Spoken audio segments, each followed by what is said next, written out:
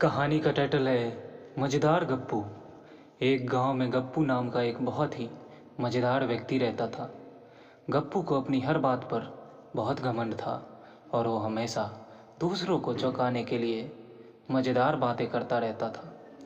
एक दिन उसने गांव वालों से कहा, मैं तो इतना तेज हूँ कि बिना रुके सीधे पहाड़ की चोटी पर चढ़ सकता हूँ। गांव वाले हंस पड़े और बोले, अच्छा तो फिर दिखाओ हमें अपनी ताकत।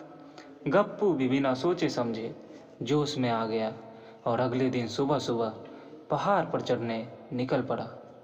लेकिन थोड़ी ही देर बाद उसे समझ में आ गया कि पहाड़ पर चढ़ना आसान नहीं है। आधा रास्ता चढ़ते ही उसकी सांस फूलने लगी और पसीने से तरबतर हो गया। थकावट से बेदम गप्पू ने सोचा कि थोड़ा आराम कर लूं और फिर चढ़ाई करूंगा। गप्पू ने एक बड़े पत्थर पर बैठकर आंखें बंद की और सो गया। जब वह उठा तो देखता है कि सूरज डूब रहा है और वो आधे रास्ते में ही अटका हुआ है। गांव वाले भी उसकी हालात देख रहे थे और सभी जोर जोर से हंस रहे थे। गप्पू ने शर्मिंदा होकर वहां से नीचे उतरना ही बेहतर समझा।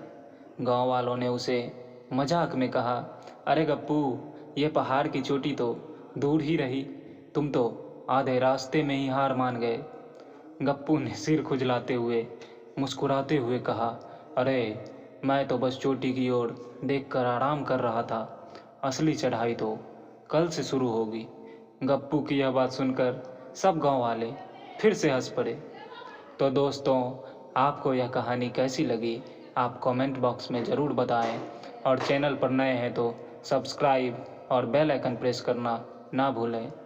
धन्यवाद।